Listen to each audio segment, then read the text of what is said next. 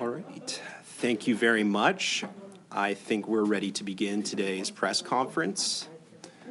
Minister Horner. Hello. Thank you, Mac. Hello, everyone. Thank you. And it's my pleasure to be here with you for an important announcement for the livestock sector in the province. The past few years have thrown many challenges at producers, but I'm encouraged to see things are picking up now. As a rancher, the obstacles facing our sector are part of my everyday life, or at least they used to be. Since 2020, Alberta's livestock producers have shown resilience and an ability to navigate supply chain and trade disruptions. Albertans are internationally recognized for producing high-quality beef and lamb, and we owe that reputation to the hard work and dedication of everyone involved from farm to table. I can assure you, we are always looking for ways to put our famous steaks on plates in new markets across the world. Food security and the price at the store are key priorities, and I'm working with my department and cabinet colleagues to ensure Albertans have access to affordable food.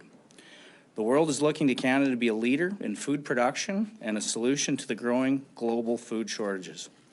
As an export-oriented agri-food economy, supporting food security means supporting Alberta farmers.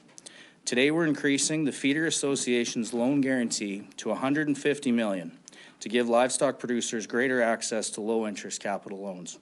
Feeder associations are essential to the province's agriculture industry and our rural economy. With cattle prices up, this increase will allow Alberta feeder associations greater access to these loans and provide a tool that will continue to enable young producers to purchase livestock they need to get started. Since its inception in 1936, the program has guaranteed $11 billion in private financing for Alberta livestock producers. The program typically finances almost a quarter of the calf crop each year, providing a significant portion of the lending requirement for the industry. There are 45 local feeder associations and 2,000 livestock producers who are members of their local associations in the province. This is an effective policy to continue to supporting sustainable growth in our agriculture sector and in our rural economy. By continuing to work together with Alberta producers to meet their needs, we will ensure our industry remains competitive and thrives no matter what the future brings. Thank you, and now I'd like to invite Reg Schmidt, Director for Zone 3 from the Feeder Association of Alberta, to provide remarks.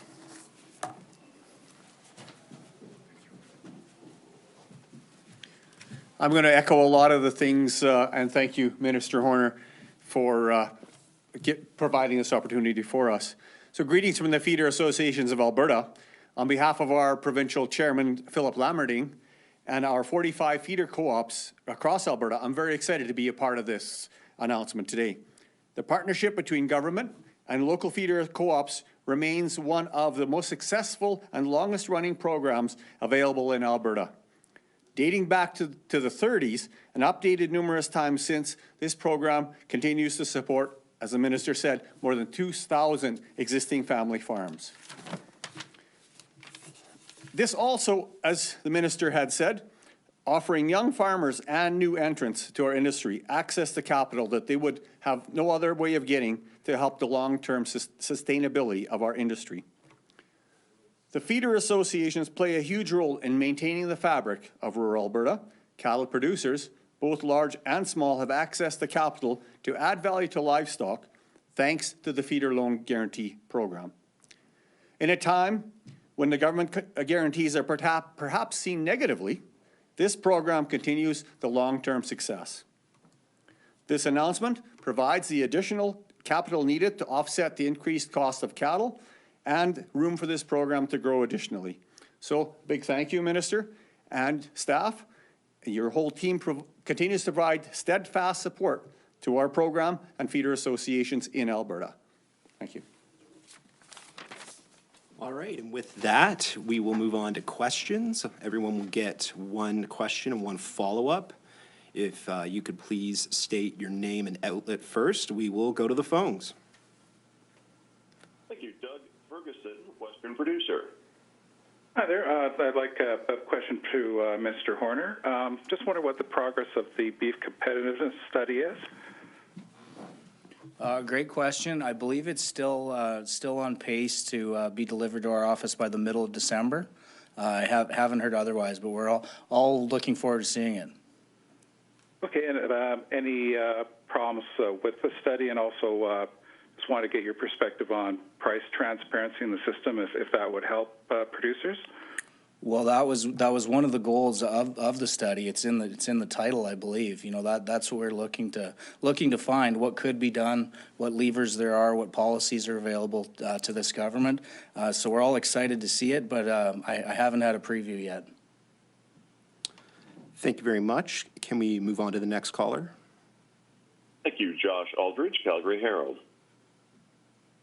Good afternoon. Thank you for taking my questions for the minister. You said this is now up to $150 million guaranteed. What was the previous guaranteed amount, and what was the uptake of that last year and in previous years?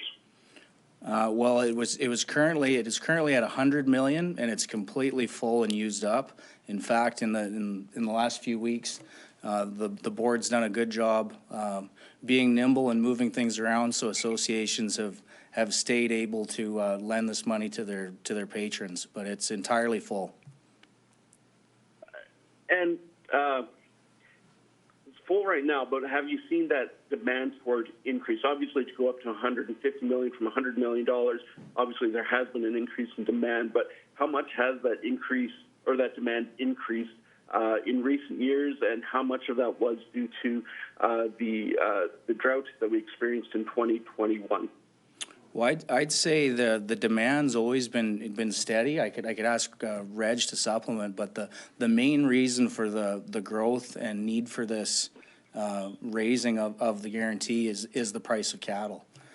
Cattle have gone up quite a bit in the last decade. So if you take a young farmer with a static land base that wants to buy X number, 200 head of stocker cattle, they still want to run the same amount of cattle, but it costs twice as much. So that's why the guarantees had to grow the way it has. I'm being told there's no other callers, so I think we can conclude today's press conference. Thank you very much for attending. Thank you all.